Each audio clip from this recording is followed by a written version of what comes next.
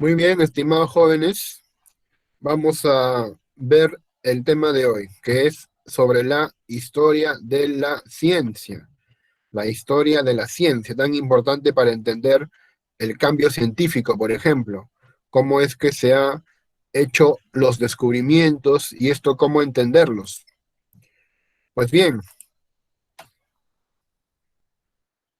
un buen libro para entender esto sería el de acá, ¿no? Historia de la ciencia de Solís y Sellés.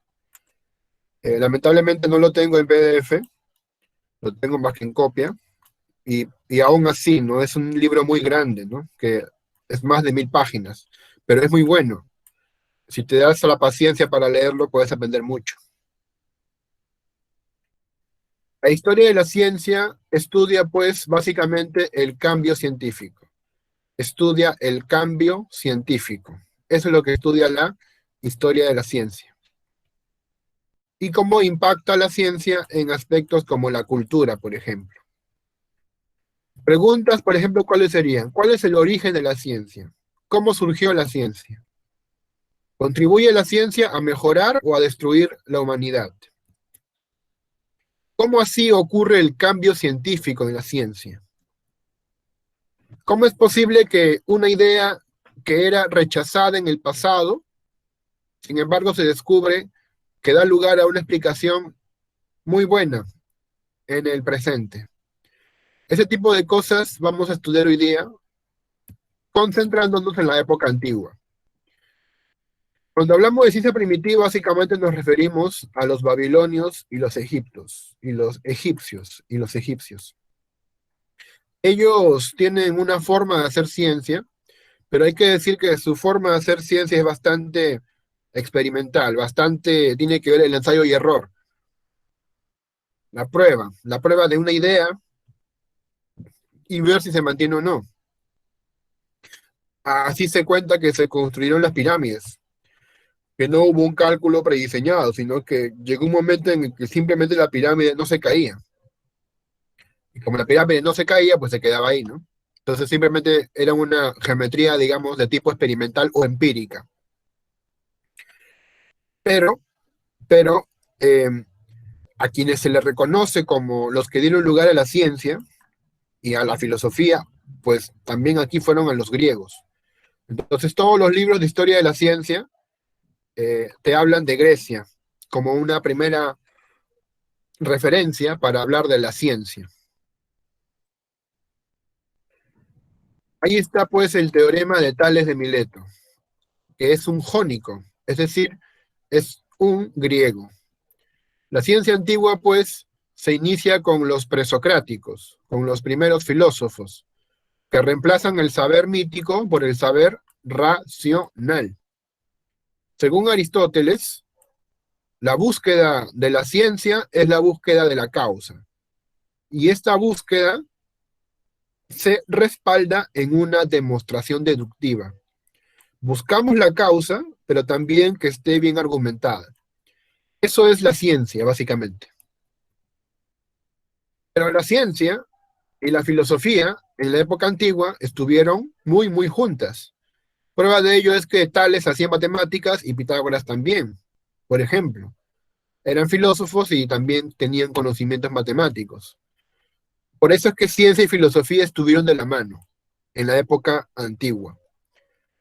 Y bueno, eso habla mucho de la filosofía y de la ciencia, de cómo estas relaciones fueron buenas en el pasado y creemos, o al menos yo creo que deberían seguir siendo buenas en el presente. Aunque lamentablemente hay ciertas filosofías más bien anticientíficas, ¿no? Me refiero a ciertos pensamientos que desdeñan el cálculo, por ejemplo, ¿no? Y es bien sabido que, por ejemplo, propuestas como la hermenéutica, por ejemplo, la de las filosofías tipos existencialistas, e incluso la fenomenología, aunque no estoy seguro que toda la fenomenología rechace de algún modo la ciencia. Reemplaza la ciencia por un discurso cautivador, pero que en el fondo no dice mucho, ¿no? Bueno, yo pienso, sin embargo, que podemos volver a juntar a la filosofía y la ciencia, ¿no? Un referente es Mario Bunge, para que tengan una idea. Ahora bien, eh, Como les decía, la búsqueda por la verdad en la antigüedad tuvo que ver con las preguntas de los presocráticos. ¿De qué está hecho todo?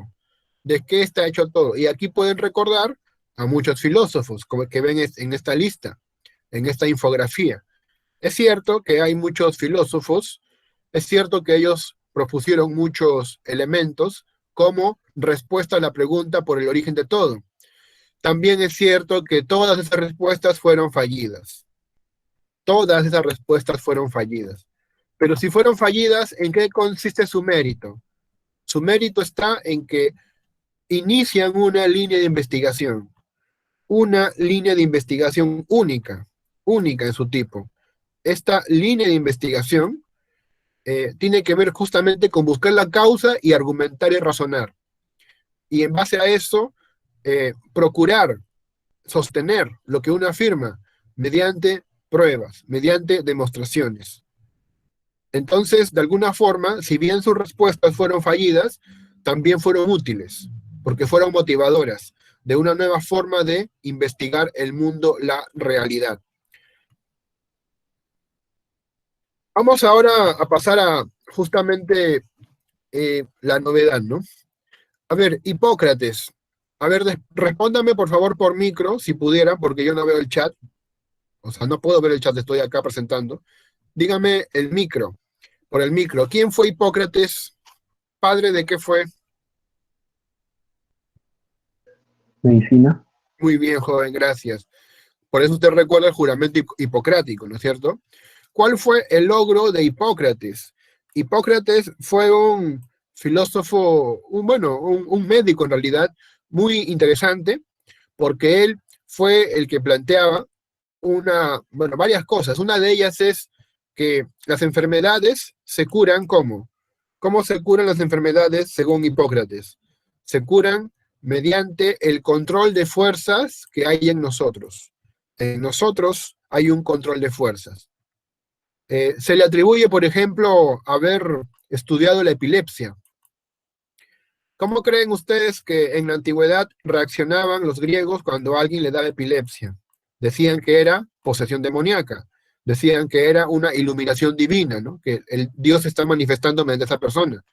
Pero Hipócrates dijo que no, dijo que más bien esto se debe a algo que está pasando dentro de la persona, no tiene que ver con un Dios. Por eso eh, Hipócrates comienza a dar avances hacia la ciencia dentro de la medicina, ¿se dan cuenta? Lo importante que significa intentar desmitificar las enfermedades, ¿no? La gente que hoy día piensa que el COVID-19 es castigo de Dios, ¿no? Es un castigo de Dios, pero ¿qué castigo va a ser, no? O sea, simplemente es un virus que se puede combatir. Hay que, curiosamente, hay que ser más limpios de lo normal, ¿no? Hay que ser personas higiénicas, cuidadosas, que practiquen la distancia. No, pues es un castigo de Dios, ¿no? Ese es un discurso que dicen algunos para aprovechar el momento. Hipócrates de Cos, como ustedes han leído la vez pasada, dio un famoso juramento hipocrático, que hoy día vamos a recordar, pero en realidad ustedes ya vieron. Una de las cosas que él dice, como les decía, es que él sostiene que las enfermedades se pueden curar tomando en cuenta lo que hay dentro de nosotros. Por eso él asume que el cuerpo en el fondo se puede curar a sí mismo. El cuerpo se puede curar a sí mismo. Y el médico tiene que estudiar cómo ocurre la enfermedad para poder ayudar a la naturaleza corporal humana. Simplemente hay que esperar, ¿no? El cuerpo se cura a sí mismo. Esto es un principio que se llama hoy en día el de la inmunidad. Y bueno, Hipócrates lo plantea de esta manera. El juramento hipocrático, eh, acá por ejemplo hay un dibujo bastante sugerente, en realidad polémico. Mm, Estudien esto, ¿no? Estudien cuál es el símbolo de la medicina, para que no solamente me crean a mí, ¿ya? Curiosamente, la gente piensa que el símbolo de la medicina es este.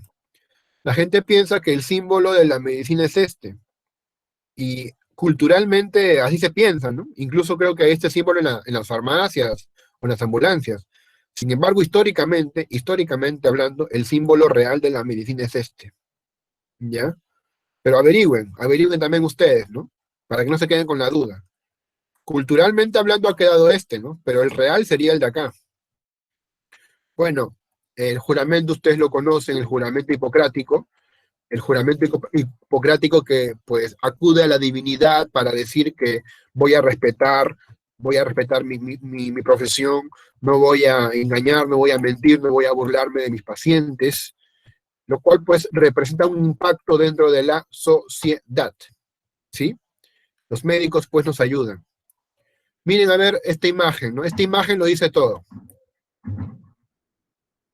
¿Qué les parece, no? Eso es lo que hacen los médicos, ¿o no? Eso es lo que hacen los médicos. ¿Qué están haciendo? Intentando pues hacer que no se muera la persona. Hoy en día ser médico es, por esta crisis que tenemos, pues una actividad que hay que totalmente agradecer. Aristóteles, ¿no? Por fin llegamos a Aristóteles. Es el padre de muchas ciencias, así que no es por gusto mencionarlo. Sobre todo, importante lo que hizo acá. ¿Cómo se llama este estudio? Es un estudio del embrión del pollo. Aristóteles estudió el embrión del pollo. Poco a poco dentro del huevito se formaba el pollito, ¿no? Y Aristóteles, que era bien curioso, hizo una prueba. En 21 días puso huevos en 3 gallinas y cada día lo abría y abría el huevo para ver qué había dentro. Y salía esto, pues, ¿no? O salía esto. Y se daba cuenta que dentro del huevo había una formación. Esto lo planteó Aristóteles. Antes de él no había habido este tipo de curiosidad. Muy bien. Por eso, pues, Aristóteles es un experimental. Es un filósofo experimental. Sin embargo, también es cierto que cometió algunos errores, en la física sobre todo. Eh, por ejemplo, la idea, ¿no? A ver, respóndanme ustedes por el micro. ¿Qué dijo Aristóteles? ¿Qué cuerpo cae más rápido? ¿El más ligero o el más pesado? ¿Qué dijo Aristóteles? El más pesado. El más pesado. Claro, gracias, pero hoy día sabemos con Galileo que no es así. Incluso se fue a la luna, ¿saben? ¿Han visto ese video, no? Se fue a la luna y los astronautas vieron caer un martillo y una pluma a la vez. Y eso pasó en la luna. Bueno, ahí tienen. Aristóteles es un gran pensador, padre de la física, sin embargo. Distingue entre materia y fuerza. ¿Qué es materia? Lo que recibe los cambios. Y la fuerza, lo que causa los cambios. Hay 4 causas, ¿recuerdan? De la naturaleza. De las 4 causas, la que tiene que ver con la física es la causa eficiente. ¿Por qué? Porque la causa eficiente es la que pone en movimiento todo lo posible para hacer que se genere dicha entidad. A ver, les voy a hacer una pregunta, ¿ya? Una pregunta muy fácil, pero aún así me responden para que entiendan lo que significa la causa eficiente. ¿Cuáles son las 4 causas de un edificio? ¿Cuáles son las 4 causas de un edificio? Por ejemplo, el edificio de San Marcos, ¿no? El edificio de San Marcos, ¿no? Aquí está, San Marcos, ya. Bueno, no es un edificio en realidad, ¿no? Una ciudad, es una ciudad. ¿Cuál es la causa material, a ver, de San Marcos? Bueno, está hecho pues de cemento, está hecho de hormigón, está hecho de arena, de clavos, ya. Imaginemos que es un edificio, ¿ya? San Marcos. ¿Cuál es la causa formal de San Marcos, del edificio, del rectorado de San Marcos? ¿Cuál es la causa formal? Bueno, tiene que ver con la estructura. ¿Y la estructura de este edificio cuál vendría a ser? El plano del constructor, ¿verdad? Ahí está más o menos su causa formal. Y la causa final, ¿para qué se ha hecho el edificio del rectorado de San Marcos? ¿Para qué se ha hecho? Bueno, pues para que se reúnan ahí básicamente todos los que gestionan documentaciones, el rector, obviamente, para gestionar. ¿Bien? ¿Y quién sería la causa eficiente? A ver, ¿quién me responde, no? ¿Quién es la causa eficiente del edificio del rectorado de San Marcos? ¿Se acuerdan o no? Para responder tienes que plantearte una pregunta. ¿Qué pregunta es? ¿Quién lo hizo? ¿Quién lo hizo? ¿Y quién lo hizo? El ingeniero, pues, ¿no? ¿Por qué? ¿Por qué el ingeniero es la causa eficiente? Porque él pone en movimiento todo lo posible para hacer que se genere dicha entidad. Bueno, el ingeniero o el obrero, si quieren también, ¿no? Como lo vean. Él también plantea 4 principios en la física. Niega el vacío, asume que todo cambio tiene su causa eficiente, su causa productora, Hay cambio por contacto y además plantea que hay un primer motor inmóvil. Porque en el mundo todo se mueve, ¿sí o no? Vamos a ver eso de que todo en el mundo se mueve, ¿ya? Todo en el mundo se mueve. Ajá, la vara de Esculapio, ¿no? Ya conocen. Bueno, vamos a ver un pequeño material. ¿Conocen las máquinas de Rube Goldberg? No. De los años 90, el ingeniero Rube Goldberg creó las invenciones del profesor Lucifer Gorgonzola Bots, que es una serie de dibujos donde este personaje construía elaboradísimos dispositivos para realizar una tarea súper sencilla. Con el tiempo, estas máquinas se fueron haciendo más y más populares, aparecieron, por ejemplo, en películas como Volver al Futuro, y ahora hay varias competencias y videos en YouTube sobre aficionados a este tipo de aparatos que son una verdadera joya. Karime López, cuéntanos, vamos a ver.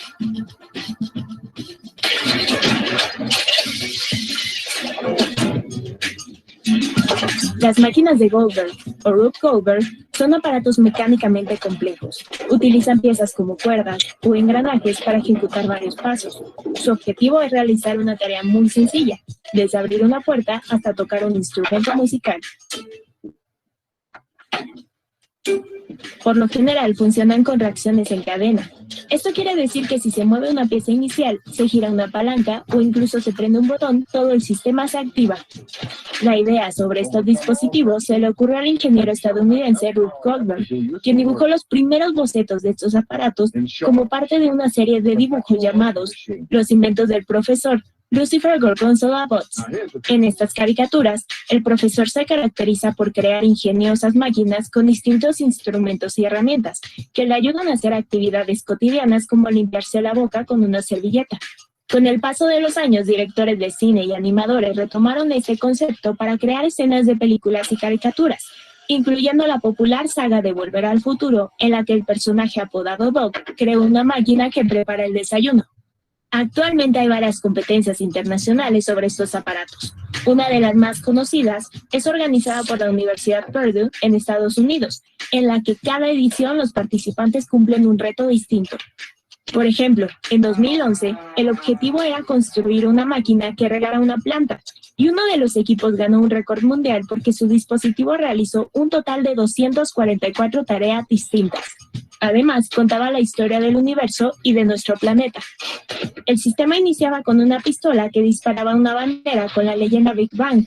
Después se ven algunos fósiles, la edad de piedra y también simularon la construcción de una pirámide en Egipto. Pero el uso de estas máquinas no es exclusivo para las competencias, sino que también se han adaptado para videos musicales, como el de la agrupación estadounidense OK Go. Los autores de este video contaron que para hacer esta enorme construcción, aproximadamente 60 personas trabajaron en ella. Además, les tomó alrededor de mes y medio terminarla. Por otra parte, la plataforma YouTube se ha convertido en un espacio para que aficionados compartan sus ideas sobre estas máquinas. Uno de los videos más populares es del neozelandés Joseph Herscher, quien creó un sistema que cambia las páginas de un periódico en poco más de 2 minutos. Para lograrlo utilizó materiales de bajo costo como lápiz o una esponja para lavar los platos, pero también usó una secadora para cabello, una computadora portátil y hasta hizo que un hámster caminara por la jaula. Hoy este video supera 9 millones de reproducciones.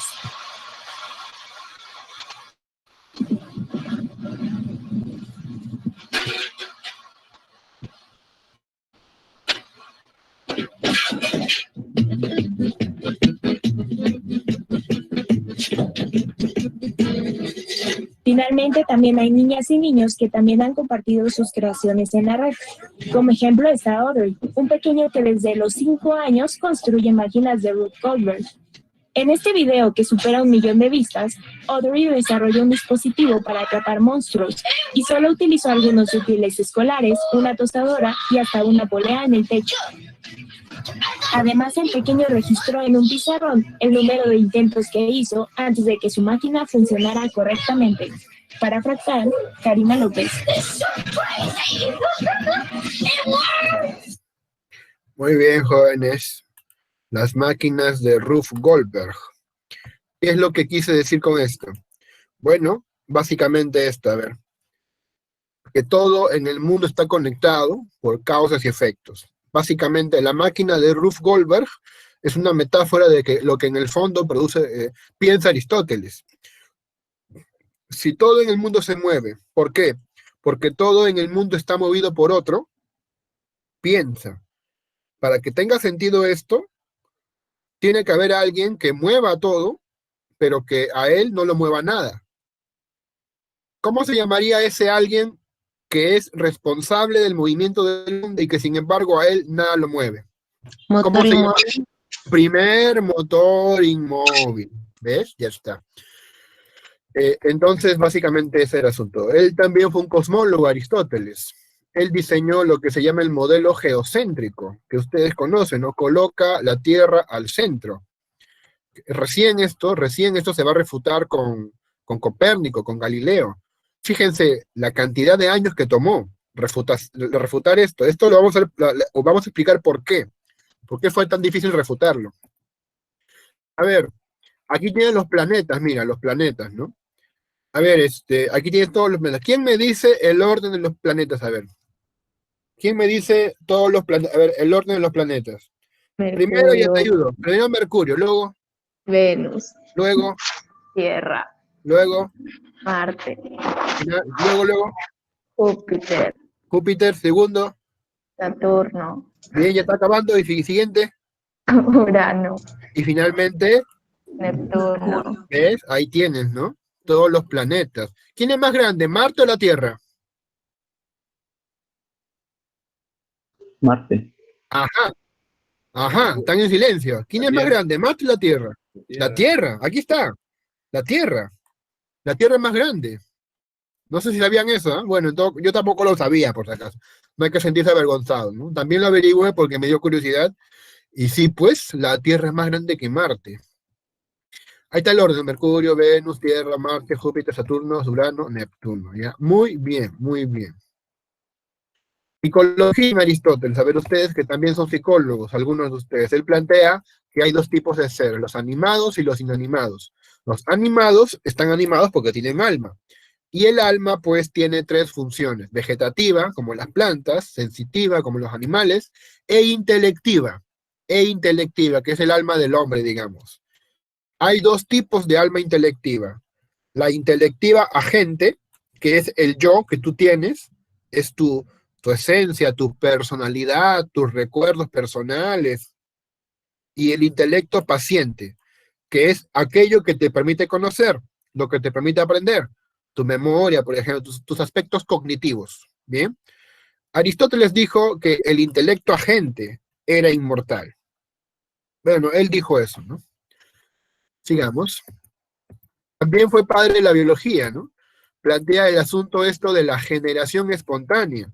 Él cuenta que en un charco vio, bueno, que todo estaba seco, era puro barro, pero luego cayó la lluvia, y se convirtió en un pequeño estanque y inmediatamente salieron animalitos. O sea, primero había barro seco, al que luego le cayó la lluvia y salieron animales. Por eso Aristóteles habló de la generación espontánea, que de la no vida surge la vida. Incluso en la Edad Media, Helmont propuso varias recetas para generar animales, ¿no? La famosa mezcla para producir ratones. Al mezclar trigo y ropa sucia después de 21 días, teníamos ratones, según él. Bueno, aquí está un dibujo, mejor dicho, un gráfico de lo que es la evolución de una lechuza, ¿no? Que más o menos está vinculado pues a los estudios de Aristóteles.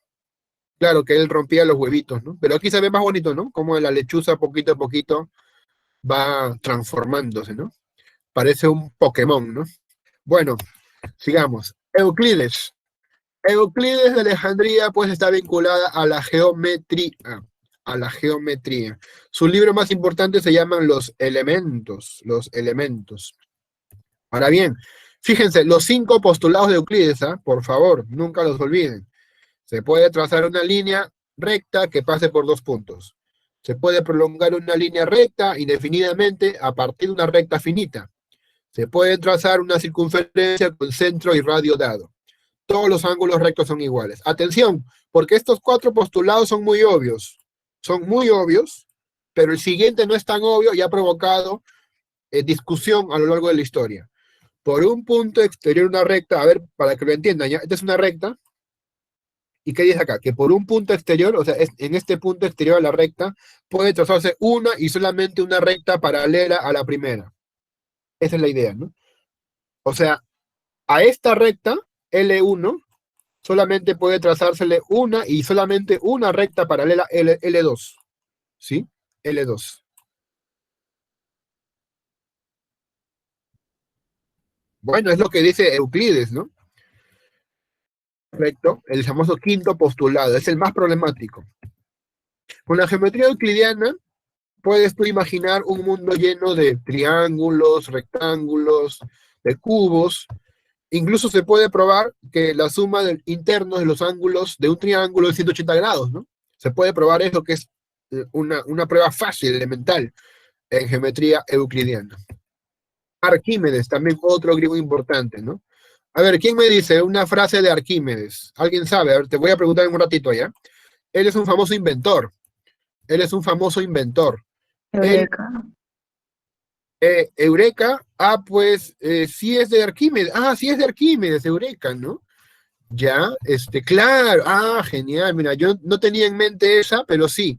Esa es una de las frases. Muchas gracias, señorita, ¿no? A ver, él fue un gran físico.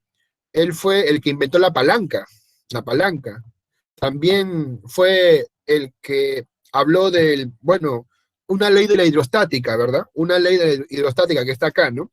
Todo cuerpo se encuentra dentro de un flujo líquido-gas, y este cuerpo que se encuentra dentro de un flujo experimenta un empuje vertical hacia arriba, que es igual al peso del fluido desalojado por dicho cuerpo. Eso es lo que plantea este principio, el principio de Arquímedes en hidrostática.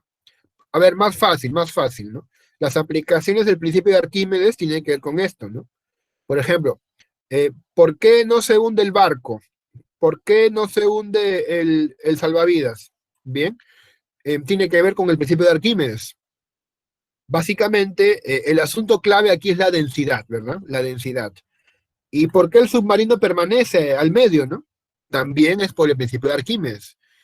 Este gráfico es mucho más claro. No sé si ustedes a lo mejor tienen este problema que es el asma, entonces tienen que tener su inhalador, ¿no?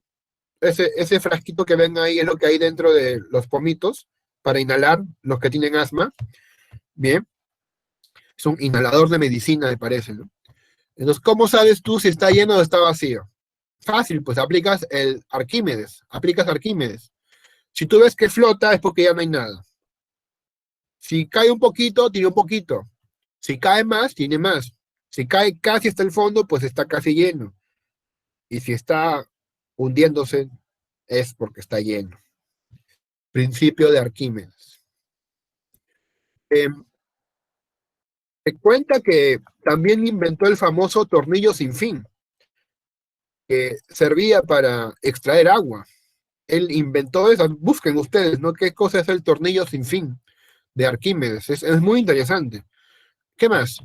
Él pues vivió en Siracusa. Siracusa fue la última ciudad que terminó de ser invadida por los romanos. ¿Por qué? Porque estaba Arquímedes, pues. Porque Arquímedes inventaba máquinas bien raras. Bien, por ejemplo, inventó una grúa gigante. Y con esa grúa gigante, con sus garfios, movía los barcos de los romanos. Y realmente pues, era de temer, ¿no? Inventaba catapultas. Incluso inventó un rayo láser, ¿no? Arquímedes, ya como Star Wars, ¿no? Inventó un rayo láser. Pero en realidad no es que sea láser, lo que pasa es que utilizó la luz del sol. La luz del sol y un sistema de espejos, que pudieron haber sido espejos así como tú conoces, o también los escudos de los guerreros, ¿no? Los escudos reflejaron la luz del sol sobre los barcos a la misma vez, y así generó fuego y los quemó, como si fuera rayo láser. Algunos lo llamaban el rayo de la muerte, ¿sí? Así como cuando tú juegas con tu reloj, ¿no? Y fastidias al profe así, moviendo tu reloj para reflejar el sol, cosas así, ¿no?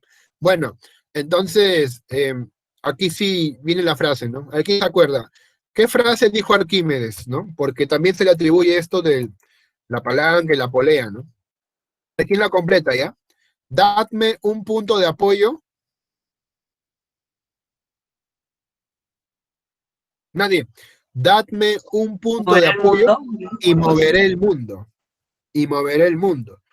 ¿Y esto qué significa? Justamente dice, pues dame un punto de apoyo y yo con una palanca y unas poleas te muevo todo. Te muevo todo lo que tú quieras. De hecho, él fue muy cuidado, ¿no? Muy cuidado por el rey, ¿no? Porque pues era una persona muy importante, ¿no? Cuyos inventos permitió sobrevivir a Siracusa. Pero bueno, finalmente cayó por el número de personas. Eh, Aristarco. ¿Quién fue Aristarco? Aristarco fue el primero que representó el heliocentrismo. Él fue el que primero pensó que la Tierra giraba alrededor del Sol, pero muchos lo olvidaron, lo dejaron de lado. Una de las críticas que se le hace al geocentrismo, es que si tú consideras que la Tierra está al centro, los demás planetas, bueno, algunos se mueven en círculos, ¿ya? Algunos sí respetan eso, pero algunos, como Venus y Marte, se mueven de otra manera. Se mueven así, describiendo como si fuera un rulito, ¿sí? Y esto vamos a ver que se llama la técnica de los epiciclos. Epiciclos. Bueno, Aristarco entonces, pues lamentablemente fue ninguneado, fue opacado por Aristóteles, hay que decirlo, y Aristóteles fue absorbido por Ptolomeo, que finalmente plantea que la Tierra está al centro, ¿no? Pero Aristarco fue el primero en proponerlo. De hecho, Copérnico fue el que rescató a Aristarco. Por eso muchos le reconocen a Copérnico la teoría heliocéntrica, porque fue honesto y dijo que eso ya estaba en Aristarco. Eratóstenes de Cirene. Eratóstenes, pues, es un matemático muy interesante. Él sostuvo que la Tierra era esférica, él es un pitagórico. Él, pues, también habló sobre el llamado plano de la eclíptica, que es el ángulo que tiene la Tierra con respecto al ecuador y una línea imaginaria que lo une con el Sol. ¿Sí? Entonces, él dijo que la Tierra está como que un poquito torcida, ¿no? Un poquito chuequita con respecto al Sol. Y esos conceptos ya los plantean los astrónomos como Eratóstenes. Lo más grande descubrimiento fue la medida de la circunferencia de la Tierra. Él midió la circunferencia de la Tierra. A ver, vamos a hacer un experimento muy sencillo, ¿no? Imagínense que la Tierra es plana. Vamos a hacer un rato ya terraplanistas, ¿no? Si la Tierra fuera plana, entonces, si yo coloco acá un poste, y aquí coloco otro poste, y aquí coloco la luz del sol, dado que la Tierra es plana, a la misma hora en diferentes lugares, deberían producir la misma sombra, ¿no es cierto?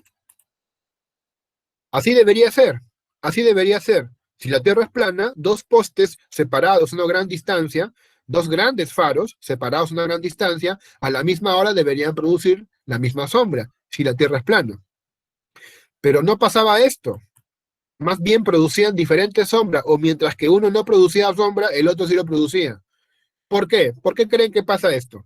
Porque la Tierra no es plana, porque la Tierra es curva.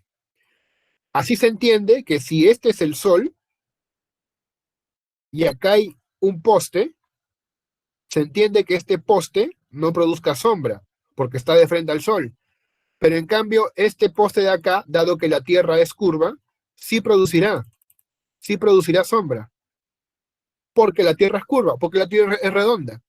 De hecho, Eratóstenes calculó la distancia que hay entre poste y poste, ¿no? En dos ciudades distintas. Eratóstenes calculó la distancia que hay entre X a Y. Luego halló el ángulo que debería ser correspondiente a esta distancia y luego este ángulo lo proporcionó para 360 grados. Y listo, halló la circunferencia de la Tierra. Esta es la maravilla, pues, de los griegos, ¿no? De cómo pueden con sus cálculos decirte cosas que a lo mejor muy poca gente lo creería posible. Eratóstenes, pues, midió la Tierra, no es poca cosa. Apolonio de Pérgamo es un matemático que estudió las cónicas, ¿no? Estuvo obsesionado con las cónicas, ¿sí? También fue el que propuso la teoría de los ciclos y los epiciclos. Te lo voy a explicar en un rato, Ya, esto, pero recuerda a Apolonio de Pérgamo. Su nombre es importante, aunque ha quedado en el olvido. La gente piensa que lo hizo Ptolomeo, en realidad lo hizo Apolonio. Eh, bueno, también se le atribuye esto, miren, un reloj solar. Inventó el hemiciclo, que es un reloj solar. ¿Cómo funciona? Bueno, es una escultura, esto es una escultura. Y acá hay una agujita. Y simplemente miras el sol, ¿no? La sombra que produce te dice la hora, ¿no? Y aquí ves números, ¿no? 6, 7, 5, 4, 3, 2, son las 11, ¿no? Según este reloj. Y también ahorita, ¿no? Qué curioso, ¿no? Bueno, en fin, sigamos. Y aquí están, pues, las secciones cónicas, ¿verdad? O sea, si tú agarras un cono y los partes así como si fuera, no sé, pan, vas a encontrar muchas secciones, ¿no? Y estas secciones corresponden a figuras matemáticas conocidas por ti. La hipérbola, la parábola, la elipse y el círculo están en el cono. Por eso Apolonio estudió de forma obsesiva el cono. Herón de Alejandría, ¿no? Tienes que recordar tus buenas épocas. Recordar es volver a vivir, ¿no? ¿Te acuerdas? ¿Te acuerdas que tú decías agua en el salón? ¿No? Agua, profe. Yo, ahí está, mira, tu fórmula, ¿no? Fórmula para hallar el área de un triángulo. ¿A quién se lo debes? A Herón, un matemático de Alejandría, ¿verdad? ¿No? Ahí está, pues, ¿no? ¿Cómo se halla sin saber la altura, sin saber el ángulo, solamente sabiendo los tres lados? Hay una fórmula, ¿no? Hay una fórmula. Se puede hallar el área del triángulo sacándole la raíz a esto que es el semiperímetro, ¿verdad? Semiperímetro multiplicado por semiperímetro menos A, semiperímetro menos B, semiperímetro menos C, por ejemplo. Herón también nos hizo un cálculo de la raíz de 2. Hizo un método. Mira, este método es hermoso. ¿Cuánto vale la raíz de 2? ¿Se acuerdan? 1.41, 42 y así, ¿no? Pero se pueden sacar cálculos más rápidos, mejor dicho, más aproximados con el método de Herón. A ver, vamos a probar cuando x vale 1, cuando x1 vale 1. Bueno, aquí es 1 más 2 sobre 1, todo esto es 3. 3 entre 2, ¿cuánto es? 1.5. Es una primera aproximación. Es aproximado, esto de acá es aproximado. Tú quieres más específico, tendrías que reemplazar x2 en esta fracción y obtendrías un cálculo más específico. Tienes mucho más exacto y así, y vuelves a reemplazar. Muy bien. Arco de Nicea. Él pues estudió mucho lo que es la trigonometría, también aportó muchas cosas en el ámbito de la geodesia, por supuesto. Él también hizo esos estudios astronómicos, sobre todo pues aplicados a la Tierra. Por ejemplo, como ven en el gráfico, la Tierra tiene aspectos muy, muy interesantes que habría que, eh, digamos, tomar en cuenta, ¿no? Ustedes sabían, por ejemplo, que la Tierra tiene un movimiento de rotación, ¿verdad? La Tierra rota como un trompito, ¿verdad? Pero también hay un movimiento de precesión. Esa precesión es lo que tú ves, ¿no? Cuando tú tiras un rombo no es un trompo. Cuando tiras un trompo, y el trompo al comienzo gira normal, ¿no? Gira normal, gira así. Pero cuando está cayendo, cuando está muriendo el trompo, gira así, ¿no? Gira como que así, y luego se cae, ¿cierto? Ya, ese movimiento de tambalearse es la precesión. La precesión. O sea, es un movimiento que no solamente es rotar, sino girar. La rotación más la precesión te lleva a la nutación. La nutación es ese movimiento medio como tembleque que hace la Tierra, mezclando rotación más precesión. Cosas que los griegos ya habían visto de forma muy básica. Bien. Ptolomeo. Aquí está Ptolomeo, ¿no? Todo el mundo aplaude a Ptolomeo. Bueno, no es poca cosa, ¿no? Pero hay muchas cosas que él en realidad no hizo, sino que lo recogió de los antiguos. Él escribió una obra que se llama Almagesto. ¿Qué significa Almagesto? Al más grande. Y esto está en árabe. Si tú estudias árabe, el lenguaje arábigo, la palabra al, ¿no? Está muy presente. Bueno, al maestro, ¿no? Significa el más grande. Justamente esta es la teoría de los ciclos y de los epiciclos. Esta es la teoría de los ciclos y de los epiciclos. Fíjense, ¿no? Eh, o sea, algunos planetas, como te decía, giran así, ¿no? Giran como circulitos. Pero hay otros que giran así como bien, bien loco, pues, ¿no? Así como si fueran rulitos. Para explicar esto, Copérnico, en base a Apolonio de Pérgamo, dentro de la circunferencia colocó otra circunferencia. ¿Para qué? Para girar ahí el movimiento. Si tú pones alrededor del círculo otro círculo, más o menos puedes tú decir que el planeta se va a mover así. Va a girar por acá, va a dar su vueltecita y va a continuar. Esta técnica de los epiciclos explica por qué hacen rulitos. Profe, y es el movimiento es más complicado, ¿qué haces? La vieja confiable, ¿no? Epiciclo. Y si no te funciona, epiciclo. Y si no te funciona, epi, hasta que quieras, ¿no? Esto es, pues, lo artificioso del geocentrismo. El geocentrismo te explica los movimientos de la Tierra y de los demás planetas, pero lo hace al costo de volver un cálculo muy complejo. ¿Y sabes qué pasa? Que con el modelo heliocéntrico se pueden explicar esos mismos movimientos, pero con cálculos más sencillos. Esa es la cuestión. Ese es el asunto. Erasístrato de Zeus, ya vamos terminando, ¿no? Fue un anatomista. Los que estudian medicina deben agradecerle mucho las cosas que descubrió Erasístrato de Zeus. Mucho tiene que ver pues, con el cuerpo humano, con cuestiones de qué transportan las venas, por ejemplo. Aunque este señor en algunas cosas se equivocó, en otras también le dio en el clavo. Estudiar pues el cuerpo humano, básicamente abrir el cuerpo y ver qué hay dentro de él, ¿no? ¿Sí? Herófilo del Calcedonia fue también otro anatomista, aunque él se concentró en el cerebro, también en el corazón, también estudios de los órganos genitales femeninos, ¿sí? Que son pues muy, muy complejos en realidad. ¿Por qué? ¿Por qué son tan complejos? Bueno, porque están dentro, ¿no? Están dentro, son internos. En cambio, en el caso del hombre son genitales externos, son visibles. Entonces, Herófilo, pues, tuvo que, ya sabes tú, diseccionar cadáveres, hacer estudios, clasificar los órganos. Todo eso hace un anatomista y es, pues, bastante, bastante bueno para lo que es hoy día la vida. ¿Qué sucede, no? Fíjense, este reloj de acá es un reloj antiguo. Se llama clepsidra. Es un reloj de agua. Es un reloj de agua. ¿Sí? Entonces, conforme el agua se va cayendo por este tubito, va pasando tiempo. O sea, son medidas de tiempo, ¿no? Es una forma de medir el tiempo, ¿no?